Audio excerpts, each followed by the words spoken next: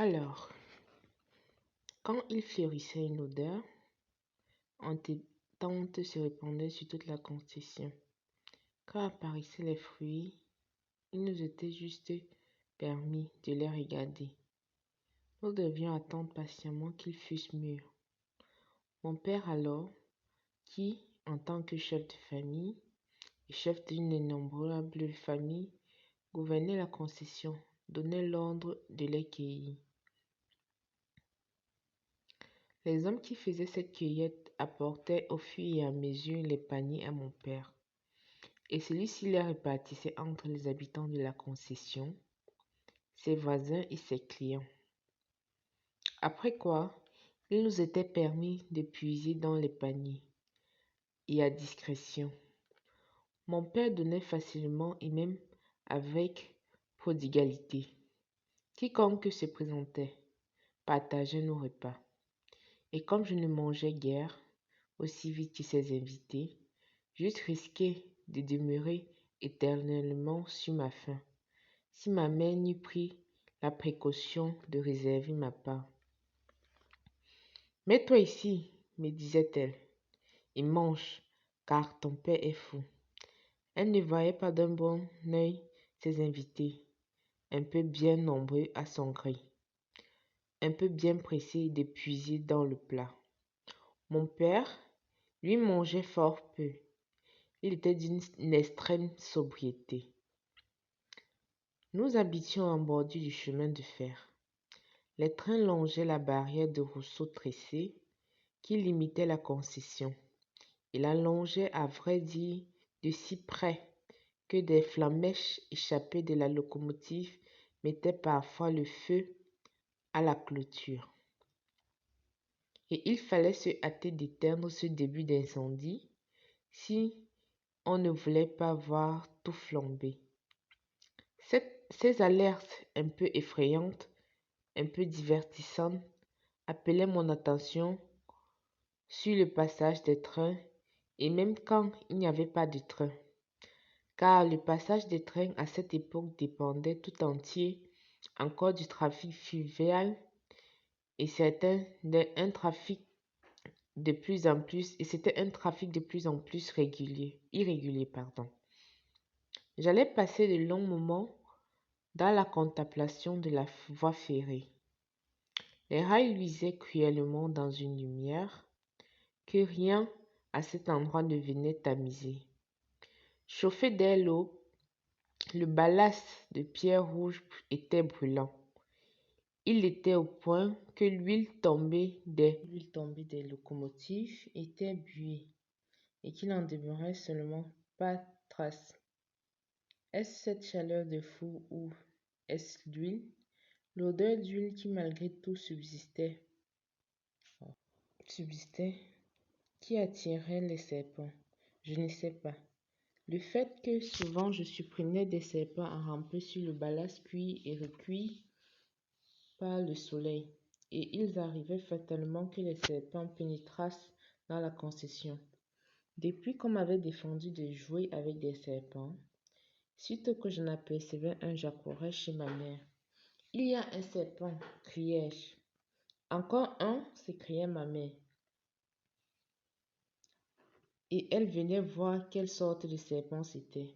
Si c'était un serpent comme tous les serpents, en fait, il différait fort. Elle le tuait aussitôt à coups de bâton et elle s'acharnait, comme toutes les femmes de chez nous, jusqu'à le réduire en bouillie, tandis que les hommes, eux, se contentent d'un coup sec, nettement asséné.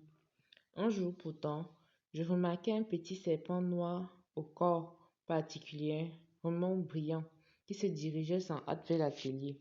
Je courus avertir ma mère, comme j'en avais l'habitude, mais ma mère n'eut plus Pardon.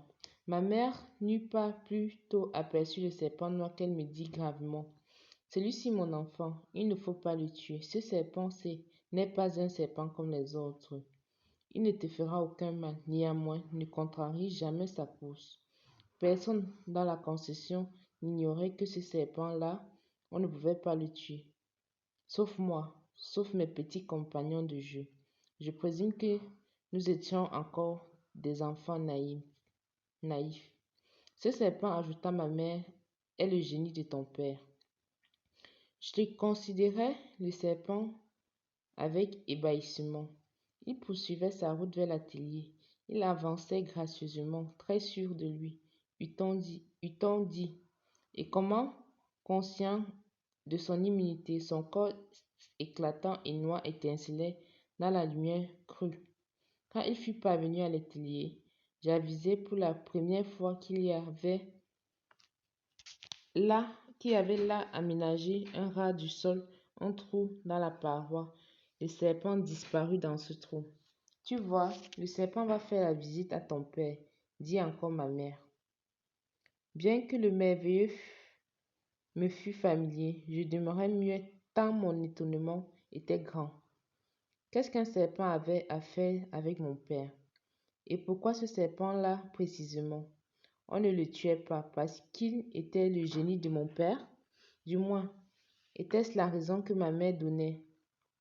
Mais au juste, qu'était ce génie? Qu'était ce génie que je rencontrais un peu partout qui défendait telle chose, condamnait telle autre? Je ne l'expliquais pas clairement. Encore que j'eusse cessé de croire dans leur intimité, il y avait de bons génies et il y en avait aussi des mauvais. Et plus de mauvais que de bons, il me semble. Et d'abord, qu'est-ce qui prouvait que ce serpent était inoffensif? C'était un serpent comme les autres, un serpent noir sans doute, et assurément un serpent d'un éclat extraordinaire, un serpent tout de même. J'étais dans une absolue perplexité, pourtant je ne demandais rien à ma mère. Je pensais qu'il me fallait interroger directement mon père. Oui, comme si ce mystère eût été une affaire à débattre entre hommes uniquement. Une affaire et un mystère qui ne regarde pas les femmes. Et je décidai d'attendre la nuit. Sitôt après le repas du soir, quand les palabres terminées, mon père eut pris congé de ses amis et se fut retiré sous la véranda de sa case. Je me rendis près de lui. Je commençai par le questionner à tort et à travers, comme le font tous les enfants, et sur tous les sujets qui s'offraient à mon esprit. Dans le fait, je n'agissais pas autrement que les autres soirs, mais ce soir-là, je faisais pour dissimuler ce qui m'occupait, cherchant l'instant favorable où, mine de rien, je poserais la question qui me tenait si fort à cœur. Depuis que j'avais vu le serpent noir se diriger vers l'atelier, et tout à coup, n'y tenant plus, je dis, Père, quel est ce petit serpent qui te fait visite? De quel serpent parles-tu? Eh bien, du petit serpent noir que ma mère me défend de tuer. Ah, fit-il. Il me regarda un long moment. Il paraissait hésiter à me répondre. Sans doute pensait-il à mon âge. Sans doute se demandait-il s'il n'était pas un peu tôt pour me confier ce secret à un enfant de 12 ans. Puis subitement il se décida. Ce serpent, dit-il, est le génie de notre race. Comprends-tu? Oui, dis-je, bien que je ne comprisse pas très bien. Ce serpent, poursuivit-il, est toujours présent. Toujours. Il apparaît à l'un de nous, dans notre génération. C'est à moi qu'il s'est présenté. Oui, dis-je. Et je l'avais dit avec force, car il me paraissait évident que le serpent n'avait pu se présenter qu'à mon père. N'était-ce pas mon père qui était le chef de la concession? N'était-ce pas lui qui commandait tous les forgerons de la région? N'était-il pas le plus habile? Enfin, n'était-il pas mon père? Comment s'est-il présenté, dis-je? Il s'est d'abord présenté sous forme de rêve, plusieurs fois. Il m'est apparu et il me disait le jour où il se présentera réellement à moi. Il précisait l'heure et l'endroit. Mais moi, la première fois que je le vis réellement, Je pris peur. Je le tenais pour un serpent comme les autres, et je dus me contenir pour ne pas le tuer. Quand il aperçut que je ne lui faisais aucun accueil, il se tourna et repartit où il était venu, et moi je le regardais s'en aller. Et il continuait de me demander si je n'aurais pas dû bonnement le tuer. Mais une force plus puissante que ma volonté me retenait et m'empêchait de le poursuivre. Je le regardais disparaître. Et même à ce moment encore, j'aurais pu facilement le rattraper. Il eût suffi de quelques enjambées, mais une sorte de paralysie m'immobilisait. Telle fut ma première rencontre avec le petit serpent noir. Il se tut un moment, puis reprit. La nuit suivante, je revis le serpent en rêve.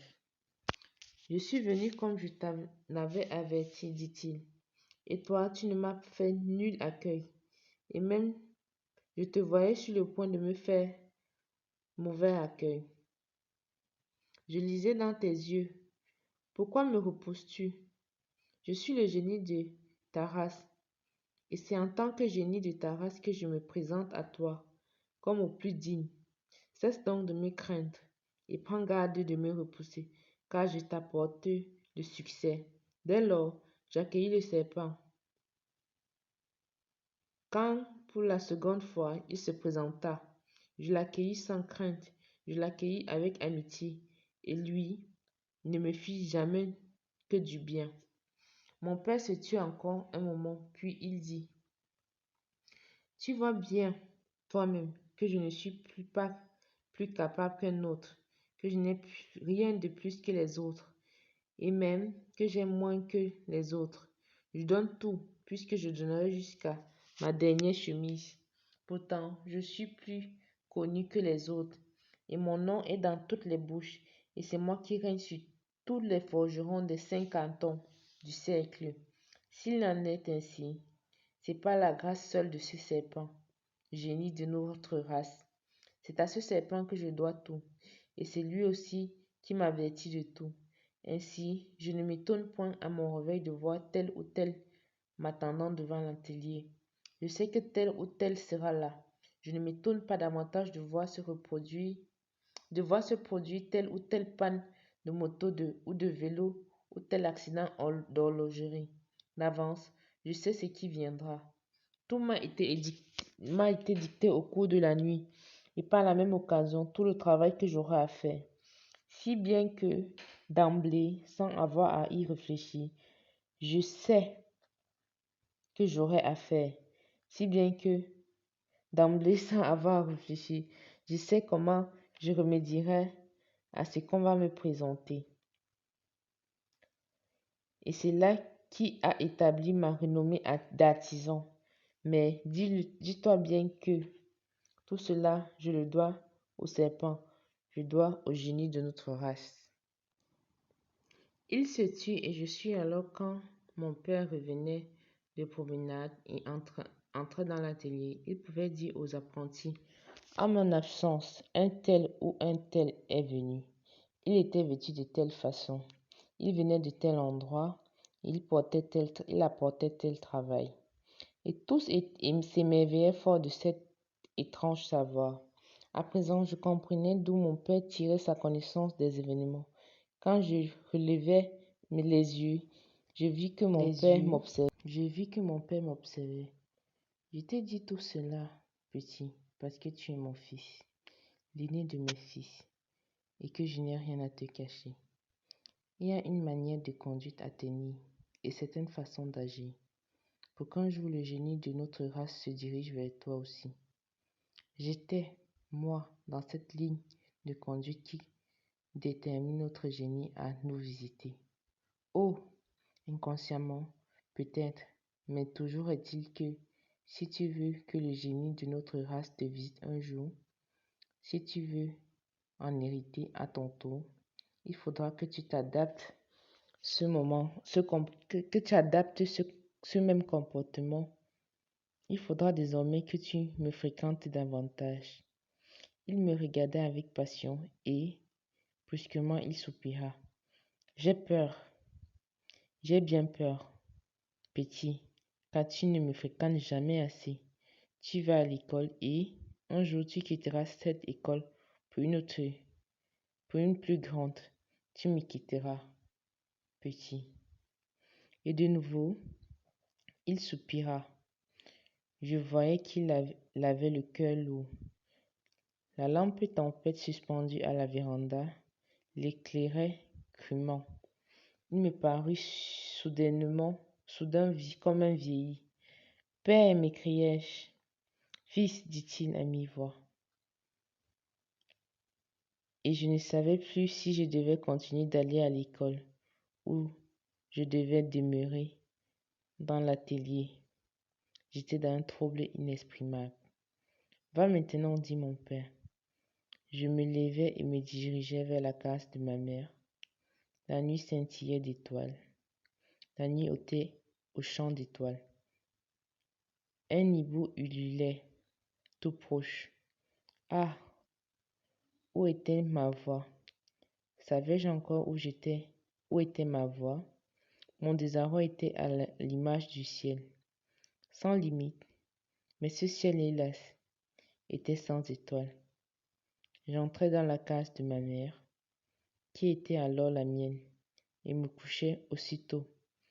Le sommeil pourtant me fuyait, et je m'agitais sur ma couche. Qu'as-tu dit, ma mère? Qu'as-tu dit, ma mère? Rien, dis-je. Non, je n'avais rien que je puisse communiquer. Pourquoi ne dors-tu pas? Reprit ma mère. Je ne sais pas. Dors, dit-elle. Oui, dis-je. Le sommeil. Rien ne résiste au sommeil, dit-elle tristement. Pourquoi elle aussi paraissait-elle triste? Avait-elle senti mon désarroi? Elle ressentait fortement tout ce qui m'agitait. Je cherchais le sommeil, mais j'eus beau fermer les yeux et me contraindre à l'immobilité, l'image de mon père sous la lampe tempête ne me quittait pas. Mon père qui m'avait paru brusquement si vieilli, lui qui était si jeune, si alerte, plus jeune et plus vif que nous tous, et qui ne se laissait distancer par personne à la course, qui avait les jambes plus rapides que nos jeunes jambes. Père, père, me répétais-je, père, que dois-je faire pour bien faire? Et je pleurais silencieusement. Je m'endormis en pleurant.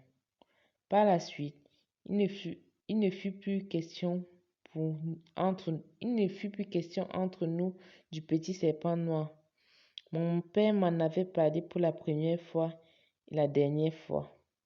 Mais dès lors, sitôt que j'apercevais le petit serpent, je courais m'asseoir dans l'atelier. Je regardais le serpent se glisser dans le trou de la paroi. Comme averti de sa présence, mon père, à l'instant, tournait le regard vers la paroi et souriait. Le serpent se dirigeait droit sur lui, en ouvrant la gueule. Quand il était à portée, mon père le caressait avec la main. Le serpent acceptait sa caresse par un frémissement de tout le corps. Jamais je n'ai vu le serpent tenter de lui faire le moindre mal. Cette caresse et le frémissement qui y répondaient. Mais je devrais dire, cette caresse qui appelait et le frémissement qui y répondait. Mais j'étais chaque fois dans une inexprimable confusion. Je pensais à je ne sais quelle mystérieuse conversation. La main interrogeait, le frémissement répondait. Oui, c'était comme une conversation. Est-ce que moi aussi un jour je converserai de cette sorte? Mais non, je continuais d'aller à l'école. Pourtant, j'aurais tant voulu poser à mon tour ma main sur le serpent, comprendre, écouter à mon tour ce frémissement. Mais j'ignorais comment le serpent eût accueilli ma main, et je n'y pensais pas qu'il Je ne pensais pas qu'il n'eût maintenant rien à me confier. Je craignais bien qu'il n'eût rien à me confier à jamais. Quand mon père jugeait qu'il avait assez caressé le petit animal, il le laissait. Le serpent alors se levait sous un des bords de la peau de mouton sur laquelle mon père était assis face à son oncle.